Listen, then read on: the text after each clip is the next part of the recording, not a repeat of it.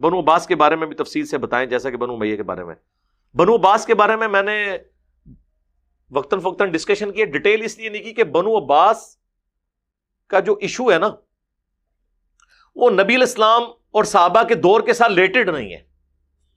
بنو عباس کو حکومت ملی ہے نبی صلی اللہ علیہ وآلہ وسلم کی وفات کے آلموسٹ 110-15 سال کے بعد. اس وقت تک تو آلموسٹ سارے صحابہ تو کنفرم فوت ہو چکے تھے. ان کی حکومت 127 ہجری میں آئی ہے اور آخری صحابی 110 ہجری میں فوت ہو گئے ہیں، ابو طفیل عامر بن واصلہ رضی اللہ تعالیٰ عنہ. شیعان علی میں سے تھے، جنگ جمل صفین نہروان تینوں لڑی ہوئی ہیں انہوں نے. ان کے بعد روئے ارض میں کوئی بندہ صحابی ہونے کا دعویٰ کرے تو محدثین کہتے ہیں وہ کذاب ہے. یہ آخری صحابی جو فوت ہوا ہے حضور کی وفات کے 100 سال کے بعد فوت ہوئے ہیں. وہ 8 سال کی عمر میں حضور کی زیارت کی ہوئی ہے انہوں نے، ابو طفیل عامر بن واصلہ نے. انہوں نے کئی حدیثیں مولا علی سے روایت کی ہوئی ہیں. تو یہی آپ کو پتا ہے جب وہ مولا علی جنگ صفین کے موقع پر سنن نسائی الکبریٰ المستدرک للحاکم میں آتا ہے، میں نے کربلا والے ریسرچ پیپر میں بھی ڈالا ہے، تو مولا علی صحابہ سے کہتے ہیں کہ گواہی دو نا میرے لیے. حضور نے نہیں کہا تھا من کنت مولا فہذا علی مولا؟ تو 12 صحابہ وہاں پہ کھڑے ہوئے گواہی دینے کے لیے. ابو طفیل بن عامر بن واصلہ کہتے ہیں میرے دل میں نا تھوڑی بات آئی کہ یہ بات صحیح ہے کہ نہیں. میں وہاں سے اٹھ کے زید ابن ارقم کے پاس آیا، سینئر صحابی کے پاس.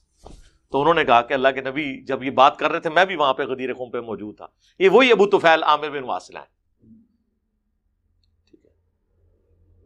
تو ابو طفیل عامر بن واصلہ فوت ہو گئے. اب 127 ہجری میں بنو عباس ہے. اب بنو عباس کا تعلق چونکہ نبی الاسلام کے مبارک زمانے سے نہیں ہے، صحابہ کے زمانے سے نہیں ہے، تابعین میں بھی ایسا سچ نہیں، تبا تابعین میں مین ان کا رول آیا ہے، تو اس لیے احادیث کی کتابوں میں ان کے بارے میں وہ ڈیٹیلز نہیں ملتی ہیں. باقی اہل بیت کی دشمنی میں بنو امیہ سے 4 ہاتھ آگے تھے، لیکن ایک خوبی تھی چونکہ یہ اہل البیت میں سے تھے. بنو عباس جو صحیح مسلم میں زید ابن ارقم سے پوچھا گیا کہ آل محمد کون ہے، تو انہوں نے کیا کہا تھا؟ آل علی، آل عباس، آل جعفر اور آل عقیل. تو چونکہ یہ اہل البیت میں سے تھے تو مولا علی کے لیے بہت رسپیکٹ رکھتے تھے، یعنی ممبروں سے وہ سب و شتم کا سلسلہ ختم ہو گیا.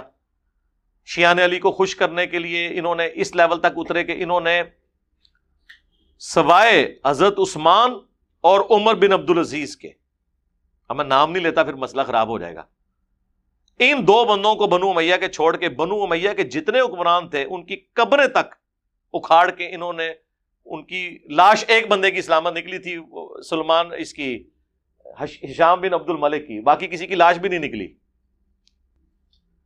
اور ان کی ہڈیاں جو ہے نا انہوں نے نا، اور یہ تو نکل، ان کے بڑے امام نے البدایہ والنہایہ میں تاریخ ابن کثیر میں لکھا ہے، تو یہ تاریخ میں ہی ملے گا نا.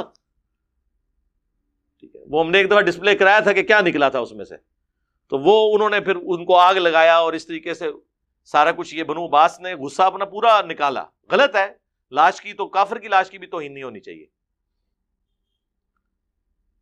لیکن نقصان انہوں نے یہ پہنچایا کہ یہ شیعان علی کو اپنے حکومت کی دوام کے لیے یوز کرتے رہے.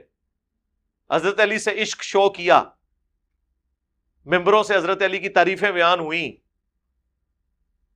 اور اہل بیت کے اماموں کو، پہلے امام جعفر کو، پھر امام موسیٰ کاظم کو، امام علی رضا کو، تو مامون الرشید جب 3 بر اعظموں کا خلیفہ بن چکا تھا بنو عباس کا، ہارون رشید کا بیٹا، اس نے تو اپنا ولی عہد بھی نامزد کر دیا تھا، لیکن بعد میں زہر دے کے مروا دیا.